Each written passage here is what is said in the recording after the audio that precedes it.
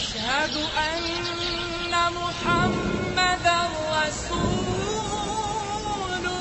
الله.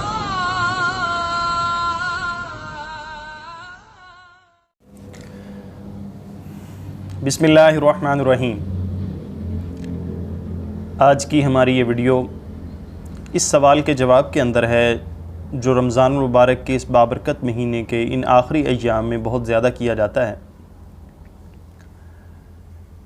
وہ یہ کہ قضائے عمری کہ ہم اپنی گزشتہ زندگی کے، بلکہ بعض لوگوں میں تو یہ بھی مشہور ہے کہ اپنی اور اپنے والدین کی قضا نمازیں کس طریقے سے ہم ان کا کفارہ دیں گے، ان کی قضا کیسے کریں گے.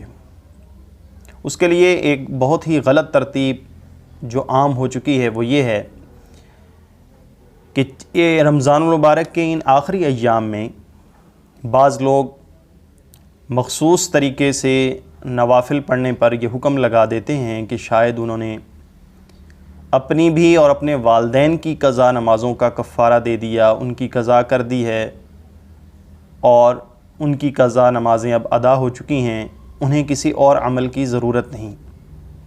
یہ یاد رکھیے کہ شریعت نے ہمارے دین میں بہت آسانیاں رکھی ہیں. ہمارا دین بالکل آسان ہے. حضور صلی اللہ علیہ وسلم نے ہر وہ چیز بالکل واضح کر کے ارشاد فرمائی ہے جس میں امت کا فائدہ ہے اور قیامت تک آنے والے افراد کا فائدہ ہے.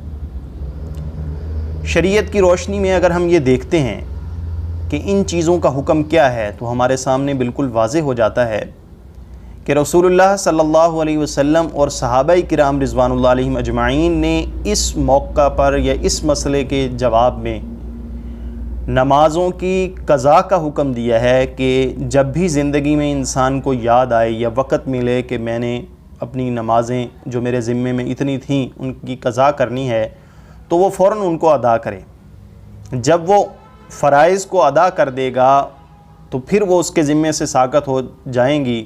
بصورت دیگر شریعت کی جو بیان کردہ اصول و ضوابط ہیں اس کے اندر کہیں بھی ایسا طریقہ منقول نہیں ہے کہ جس کی ادائیگی کے ساتھ، جس کے اندر مخصوص طریقے سے چند عبادات کر لینے سے انسان کی ساری نمازیں کا کفارہ ادا ہو جائے.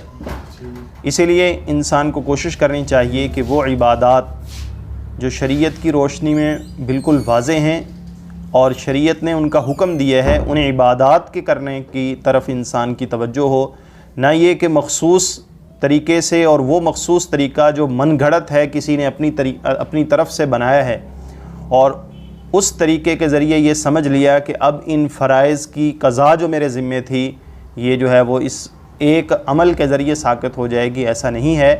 عبادات انسان کو اللہ کا قرب عطا کرتی ہیں اور وہ طریقہ عبادت کا اگر رسول اللہ صلی اللہ علیہ وسلم اور صحابہ کرام رضوان اللہ علیہم اجمعین کے طریقے کے بالکل مطابق ہو پھر تو وہ عبادات قبول ہیں.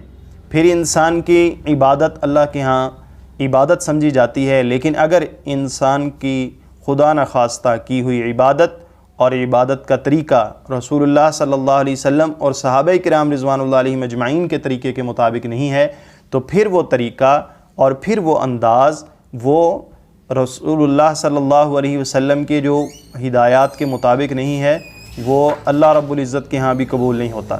اسی لیے رمضان المبارک کے ان ایام میں جو قضائے عمری کے طریقہ بیان کیا جاتا ہے کہ 4 نوافل پڑھیں گے اور اس کے ذریعے ساری زندگی کی قضا نمازیں جو ہیں وہ اور والدین کی قضا نمازیں ساقط ہو جائیں گی، یہ بالکل غلط ہے. اس طریقے سے قضا نمازیں جو انسان کے ذمے ہیں وہ ساقط نہیں ہوتی. اللہ تعالی ہمیں مسئلہ سمجھ کے اس پہ عمل کرنے کی توفیق عطا فرمائے. وآخر دعوانا الحمدللہ رب العالمین.